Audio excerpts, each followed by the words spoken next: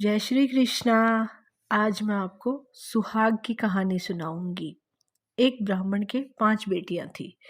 पांचों शिव जी की बहुत पूजा करती थी। वो दिया लगाती, अगरबत्ती करती और 5 दिन तक सुहाग की कहानी सुनती।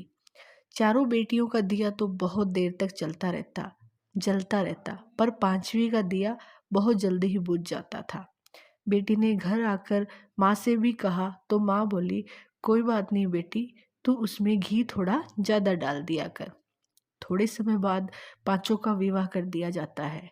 चारों चार बेटियों के घर तो बहुत धन धान्य था, पर पांचवी का पति इतना ही कमाता था कि रोज कमाता और रोज खा लेते थे। फिर भी वो संतोष रखती थी।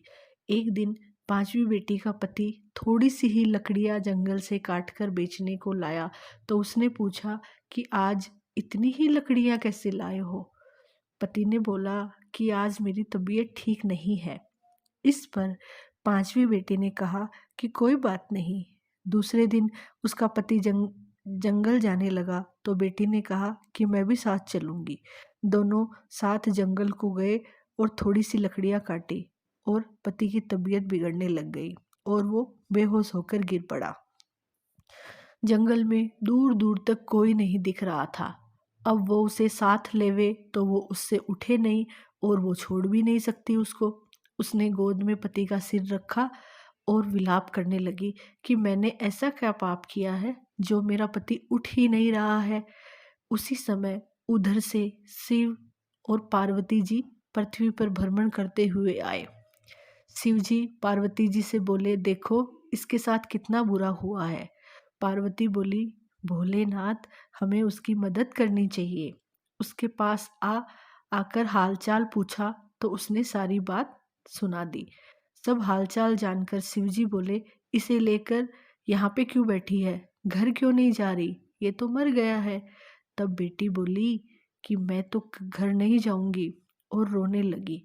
तो शिवजी को दया आ गई और बोले कि तू वही है ना जिसका दिया जल्दी बुझ जाता था। उसने कहा, हाँ मैं वही हूँ।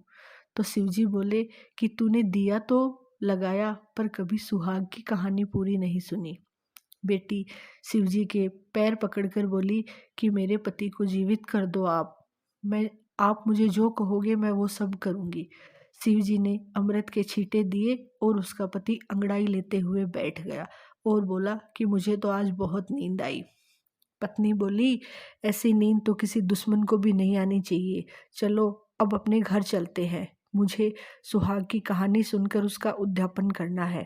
उद्यापन में 5 स्टील की कटोरियाँ, 5 चूड़े, मोली, सिंदूर, बिंदी, काजल, ब्लाउज पीस या श्रद्धा अनुसार सुहाग की सामग्री व रुपये पांचों कटोरों में रखकर मंदिर या ब्राह्मण को देवें।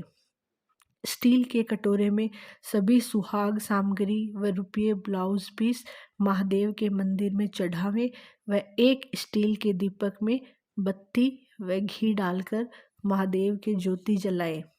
वह बाकी बचे हुए 4 कटोरे और सुहाग सामग्री बहन बेटियों को या ब्राह्मणों को किसी को भी दे सकते हैं।